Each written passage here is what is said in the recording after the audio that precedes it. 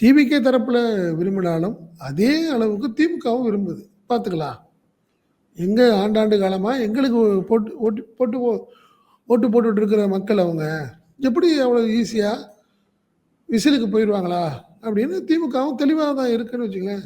இங்க இல்ல. அவர் வந்து நீங்க வந்து விருகம்பாக்கமா இருக்கட்டும், நீங்க விக்கிரவாண்டியா இருக்கட்டும், திருச்சி கிழக்கா இருக்கட்டும், இன்னும் சொல்லப்போனா திருச்சி கிழக்குலலாம் அவர் போட்டியிடுறதா இருந்தால், மகேஷ் பொய்யாமொழி தான் அமைச்சர் மகேஷ் பொய்யாமொழிய களம் இறக்க திமுக தெளிவா இருக்கு.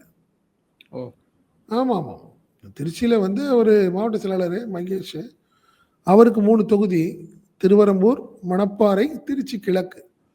ஸோ திருச்சி கிழக்குல விஜய் வந்தாருன்னா, கண்டிப்பா மாவட்ட செயலாளர் அடிப்படையில அவர தான் களத்துல இறக்குறதுக்கு திமுக தெளிவா இருக்காங்க.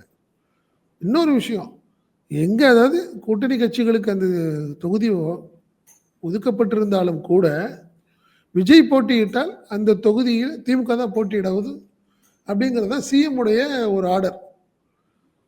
எந்த தொகுதியில வேணா இப்போ ஒருவேளை காங்கிரஸ் நிக்குதுன்னு வச்சுக்கங்க. காங்கிரஸ் நிக்கிற தொகுதியில விஜய் நிக்கிறாரு. அவர் அனௌன்ஸ் பண்ணாலும் காங்கிரஸுக்கு எடுத்துட்டு வேற ஒரு தொகுதியை காங்கிரஸ் கொடுத்துட்டு திமுக நிற்கும். திமுக தெளிவா இருக்கு அந்த விஷயத்துல. விடக்கூடாதுங்கிறத தெளிவா இருக்கு. நீங்க எப்ப நீ தீய சக்தி, அந்த சக்தி, இந்த சக்தின்னு சொன்னதுக்கப்புறம் இப்படி திமுக வந்து அரசியல் ரீதியா அவங்க வந்து விட மாட்டாங்கல்ல. போட்டி பார்த்துருவாங்கல்ல. அது கடுமையான சவாலா இருக்கும் விஜய்க்கு. அதனால மாற்றம் இல்ல.